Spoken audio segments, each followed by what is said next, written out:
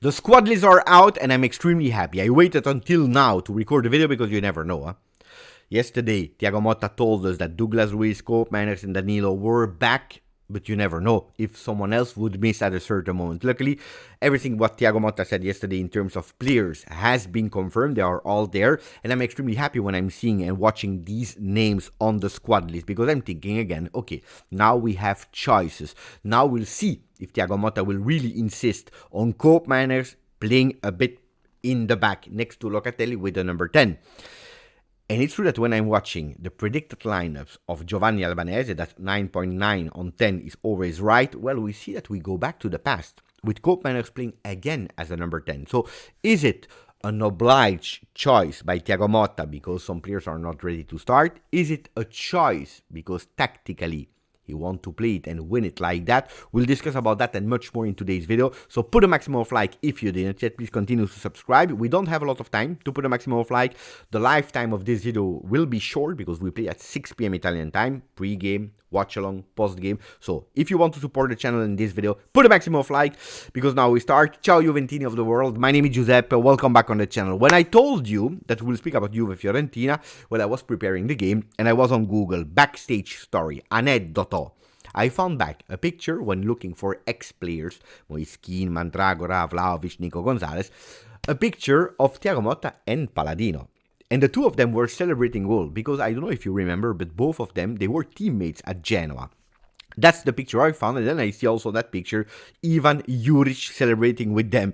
You will tell me, Beppe, why are you speaking about Ivan Juric? Bah, I was thinking further, I was saying, what is the link between these three players? Well, the three of them, for a period of their life, they lived in Torino. Paladino as a player, Thiago Motta as the coach of Juve, Juric as the coach of Torino, the Granata. Anyway, who cares about that? Let's speak about the game of yesterday, about the game of today. When I'm saying of yesterday, pay attention, because we will speak about Lazio that did 1-1 against Atalanta. Good result, bad result, I don't know. The predicted lineups, and that's where I'm telling you we go back to the past. Di Gregorio into the goal, Savona on the right side, Gatti, Kalulu, and McKennie. We see that the five of the back are totally confirmed. Locatelli with Thuram next to him. And then we have Conceição, Koopmeiners, Yildiz, and then up front, Dusan Vlahovic. One change, and it's Nico Gonzalez out for Thuram in, but a significant change. Why did he do that?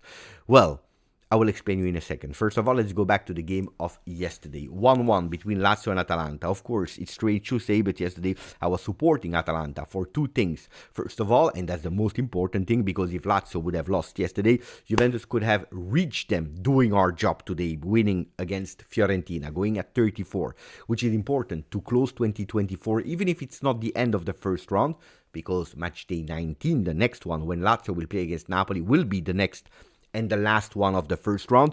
It was important for me so that Juventus could have virtually see, okay, we are in top 4 at the end of 2024, thinking in a relaxed way of the Supercoppa, where I will be present. I love to repeat that. But that's not the case. We see a Lazio again starting full power, turbo power, like they did against Inter. If against Inter after 30-35 minutes, they collapsed and then they lost 6-0 against Atalanta. Were even able to play a bit further until the 45th minute, winning 1-0 at the 27th with Dele Bashiru, a beautiful Lazio that totally disappeared in second half. And that's where Atalanta starts to play. Honestly, it was the worst first half of Atalanta. I don't know how they will arrive there in the Supercoppa playing against Inter in that semi-final. They don't have Retegui. He will probably also miss that Supercoppa. Yesterday, it was really a shadow Atalanta that, luckily for them, they were able then to come back at the 88th minute with Brescianini. Impossible to predict, but Brescianini comes in immediately. He scores that 1-1, which is in a way good for Juve, because if Lazio would have gone at 37, if Juve today would not have done their job, it would have been tough. It would be really, really tough. So today we have the opportunity to go at -1 against there. Then I tell you, Atalanta, I was hoping for them to win because Inter is strong, guys. Yesterday again, easy 3-0 win against Cagliari, a total disaster. I don't know if you did it yet or not, but you know it, the link is into the description. OneFootball, super important partner of the channel, and I'm so happy for that, because I don't know what you did yesterday, if you watched Lazio Atalanta or not, but if you had the app downloaded on your phone and you have that notification that is coming with a goal of Brescianini, I'm sure that wherever you are, or maybe doing the Christmas shopping in a mall, you watch Brescianini score 1-1 Lazio, it's not going at 37, I'm sure that you celebrated a bit. So don't forget, OneFootball, best app for news, for notifications about results, etc., etc. It's all for free in your pocket. The link is in the description. Do it now if you didn't yet, because now we continue. I already told you that Inter is really, really scary. They have the opportunity beating Fiorentina to go alone there on top. I don't know if it's good or not. Because if they don't win against Fiorentina, we have another, again, opponent for the top 4 with Lazio. It's tough there. Huh? If they win, well, they are first, and we know that Juventus, they don't like to see Inter first. So I don't know what to think about it. Seriously, it's really complicated for me at the moment. But anyway, let's skip it. Let's go ahead and let's think about today's game, Juve-Fiorentina, because if we don't win, makes no sense to continue to discuss about the other things. Cambiaso is a doubt on the left to start the game, and that's where we see a Thiago Motta that goes by obligation in the lineup. He understands that it's today already an important game, a vital game, a crucial game, and he wants to play with the best team, the team at least on paper that is giving him the best and most confidence. But of course, he's also aware that he cannot play with players that are not in optimal form. Nico Gonzalez will not start the game today. He traveled with the team. He's okay. He could play and be a joker in the second half, but he will not be there. And also Cambiaso will not start the game. Yes, he recuperated. Yes, he already played a few minutes, but he's not yet at 100%. So with these two absences for the first minute of the game, he's obliged to do some choices. What is he thinking about? Do I put Weston McKennie as a number 10 and Koopmeiners a bit on the back with Locatelli? Could have been an option until he understood that Cambiaso was not able to play. Then you can do something else. We'll speak about it in a second. But it's tough. So what is changing in that lineup? We see that Koopmeiners is obliged to play as a number 10. Otherwise, you need to play with Yildiz in the middle, Bangula on the left, and probably Koopmeiners a bit more in the low. Could be an idea, but Bangula, McKennie on the left, I don't know how ideal it is to start the game like that. We did it in Coppa Italia against the B team of Cagliari, but today we are playing against a team that is much stronger in positive transitions. You understand what I mean? This is why Yildiz is important to play there on the left. I know that a lot of you, and probably you are correct, and you want to see him closer to the goal, closer to that real number 10 position, not only as a number, but also on the field.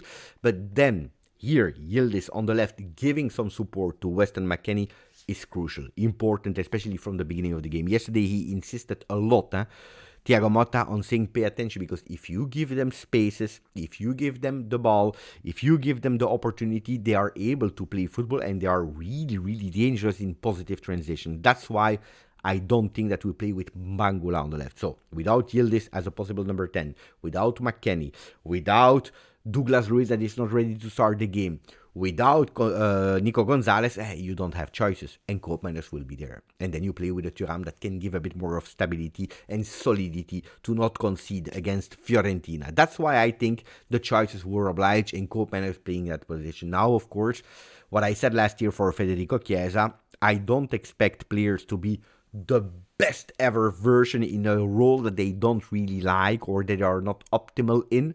But I'm still expecting a lot of talent, a lot of quality if you play 20 meters up front or 20 meters a bit more in the back, because your qualities are the same. So if a ball is coming in that area for Koopmeiners, I'm not expecting him to miss that control. That control, wherever you are in the field, should be perfect. That's what I'm expecting from Koopmeiners. Then in the second half, I'm sure that we will see a different Juve, with Koopmeiners maybe going a bit more low, with Nico Gonzalez entering, maybe with a Cambiaso going on the left. So I expect also some strength in second half, which is the good news from the squad list name that we saw.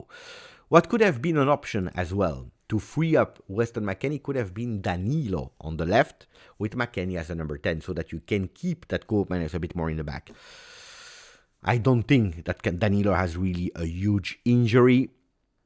But guys, for the people that are there in the Allianz Stadium today, I don't know what will happen. I don't have that crystal ball, but what I'm reading, what I'm seeing, also the words of Thiago Motta yesterday, if you didn't watch the video, go back and watch it.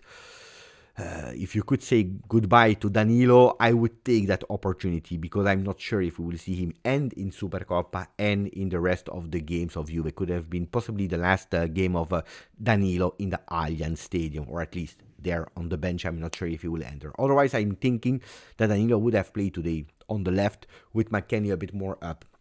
And that's not what he's doing. That's why we go towards Mercato. And the big news of today is that Juventus is ready to invest for Fikayo Tomori. We spoke a lot. We spoke about Hansko. We spoke about Antonio Silva. Without Danilo, Juventus will go for 2 players, and one of the first one could be Tomori. Apparently, the news of today is that Milan is even opening for selling Tomori to Juve. They're speaking about 20-25 million euro. They don't want to go with the same deal as Kalulu. Tomori could be the player, the first name of Juventus, possibly right after the Supercoppa, because, okay, Milan is a bit crazy in how they manage their team, but I don't expect him to give us a player ready to play against them in Supercoppa on the 3rd of January. Let's see. Ragazzi, that was it for me for the video. I give you the date, the hour. We meet each other here again a bit before the game Juve-Fiorentina for the last game of 2024, and hopefully we can celebrate together the last game of 2024, thinking already ahead for 2025. Put a maximum of like if you didn't yet. Please continue to subscribe. Grazie, forza, Juve.